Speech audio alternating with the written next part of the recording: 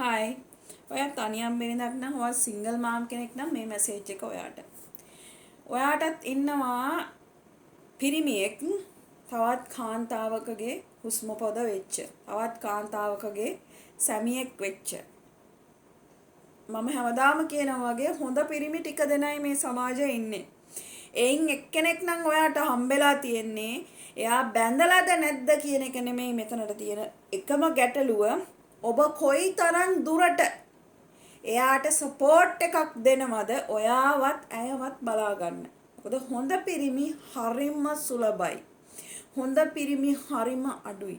කවුරුත් ආසයි හොඳ පිරිමියෙක් හම්බුනහම ඔහුගේ ඇකේ සැඟවෙන්න. ඔහුගේ පපුවේ හැංගෙන්න තමයි හැම ගෑණිම ආස හොඳ පිරිමියෙක් හම්බුනම. එතකොට අන්න එහෙම හොඳ පිරිමියෙක් නම් ඔයාට ඉන්නේ. ඔහුට පෞල් ජීවිතයක් තියෙනවා. ඔහුගේ බිරිඳ සහ දරු පවුල ඉන්නවා. ඔහුට ඒක මහා මෙරක් තරම් වටිනවා වුණත් ඔහු කැමති නෑ ඔබගේ ජීවිතය අතින් අතට මාරු වෙනවට. ඔහු කැමති නෑ ඔබ සමාජයේ නොයෙකුත් කයි කතන්දර අහනවට. ඔහු කැමති නැහැ ඔබ rest of the life එකේ survive කරන්න, බඩකට පුරව ගන්න, දරුවන්ගේ බඩ පුරව ගන්න, තමාගේ අවශ්‍යතාවයන් සපුරා ගන්න ගියපු පිරිමින් ගණන් කරනවට ඔහු ඒකට කැමති නැහැ. ඒතර ඔහුට අවශ්‍යයි ඔබටත් රැකවරණයක්, ආදරයක්, කරුණාවක්, දයාවක්, ෆයිනෑන්ෂියල් හෙල්ප් එකක් දීලා ඔයාව ස්ටේබල් කරලා තැනක තියන්න ඔහුට අවශ්‍යයි. ඒකට ඔයාගෙන් සපෝට් එකක් ඔහුට අවශ්‍ය වෙනවා.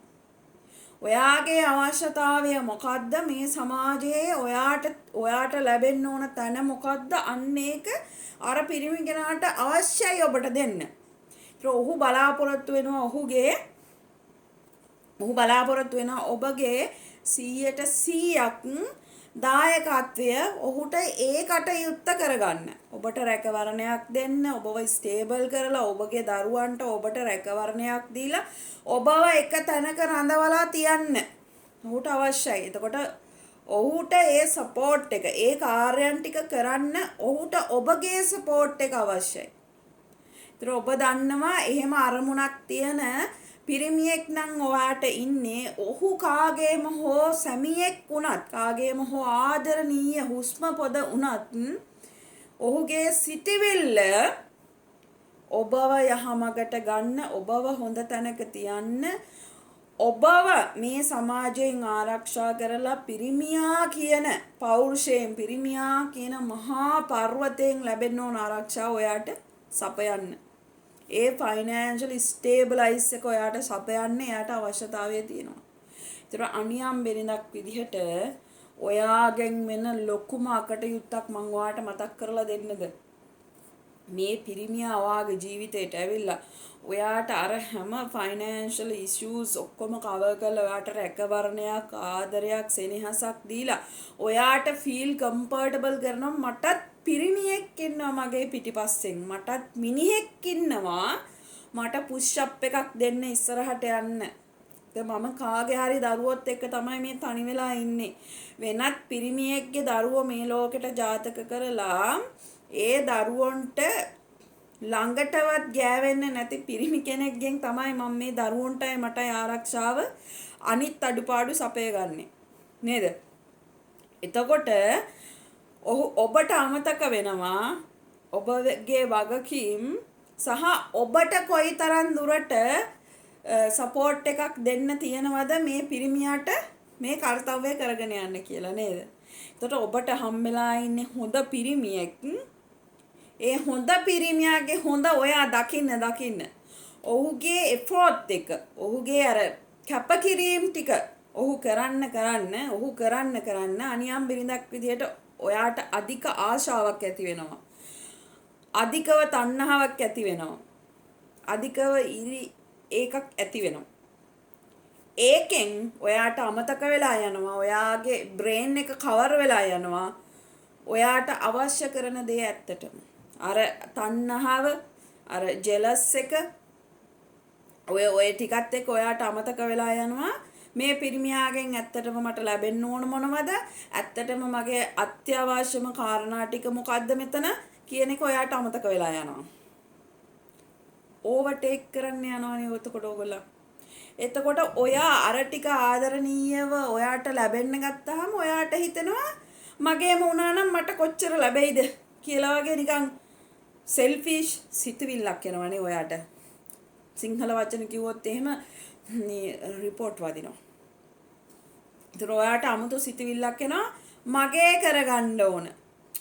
මගේම කරගන්න ඕන කියලා 아무තු සිතුවිල්ලක් 아무තු ආසාවක් ඇති වෙනවනේ. එහෙම එකක් ඔයාට ඇති වෙනවා. එතකොට ඔයා නොදැනුවත්වම අර මිනිස්සයා ගැන හොඳ වැහිලා ගිහිල්ලා නරක ඔයා දකින්න ගන්නවා. මොකද මේ මිනිස්සයා කොච්චර හොඳ වුණත් ඒ මිනිස්සයා ලෑස්ති නැහැ. මේ මිනිස්සයාගේ දරුපවුල ඇතෑරලා දාලා, ඒ දරුපවුල අනාථ කරලා දාලා ඔයාගේ තැනට ඇවිල්ලා ඔයාව ස්ටේබලයිස් කරන්න. එතකොට මේ මිනිස්සයාගේ හොඳ සිතිවිලි ඔයා වෙනුවෙන් කරන්න ගත්ත දේවල් තව ගෑණියෙකුට නරක සිතිවිලි වෙනවා නම් කොයි මිනිහද ඒකට කැමති වෙන්නේ? සෝ කරුණා කරලා මගේ පොයින්ට් එක වෙන්නේ ඔයාට එහෙම පිරිමියෙක් නම් හම්බෙලා ඉන්නේ. Please leave that man for her. Leave that man for her. Don't ever overtake him. Don't ever overtake him. කවදාවත් ඔහුව අර බිරිඳගෙන් උදුර ගන්න හදන්න තියා හිතන්නවත් එපා. හදන්න තියා හිතන්නවත් එපා. හොඳ පිරිමි හරිම අඩුයි. හොඳ පිරිමි කවදාවත් ඔයාට ඕන දේවල් කරන්නේ නැහැ. ඔයාට ඕන විදිහට නටන්නේ නැහැ. ඒ මිනිහා නටන්නේ හරි දේ වෙනුවෙන් විතරයි. ඒ මිනිහා කරන්නේ එතනට කරන්න අවශ්‍යම දේ විතරයි. මම හැමදාමත් කියනවා වගේ හොඳ පිරිමි කවදාවත් ගෑනු කියන විදිහට නටන්නේ නැහැ. හොඳ පිරිමි හැමදාම නටන්නේ ඌට ඕන විදිහට. මොකද ඒ මිනිස්සයා රෙස්පොන්සිබිලිටි එකක් ගන්නවා මේ මිනිස්සයාගේ ඇක්ෂන් වලට. ඒ මිනිස්සයා හැම වෙලාවෙම කරන්න පුළුවන් දේවල් විතරයි. කරුණා කරලා ඔබට ඉන්නෙත් අන්න එහෙම හොඳ පිරිමියෙක් නම් ඒ පිරිමියාව ඒ මිනිස්සයාගේ කසාද ගෑණිගෙන් වෙන් කරන්න හිතන්නවත් එපා. ඒ මිනිස්සයාගෙන් ලැබෙන ප්‍රතිපාදන ටික විතරක් අරගෙන ඔයාගේ ලයිෆ් එක ස්ටේබල් කරගන්න. ඔයාගේ ලයිෆ් එක ස්ටේබල් කරගන්න. This is the best advice. මම මේ ඇඩ්වයිස් එක දෙන්නේ බය නැතුව ඔයගොල්ලන්ගෙන් බැනුම් ඇහුවත් අපි කවුරුත් ගෑනු. අපි කවුරුත් මේ සමාජයේ මේ ලෝකේ යහපත්ව සතුටින් ජීවත් වෙන්න ඕන. පිරිමියෙකුගේ රැකවරණයක් අපි හැමෝටම අවශ්‍යයි. අන්නේ රැකවරණය හොඳ පිරිමියෙක් වාට දෙනවා නම් ඒ රෙගුලාසි වලට ඒ කොන්දේසි වලට යටත් වෙලා ඒ රැකවරණය ලබා ගන්න. මොකද හැම තැනම ඉන්නේ පාවිච්චි කරලා විසික්ක කරලා දාලා යන පිරිමි.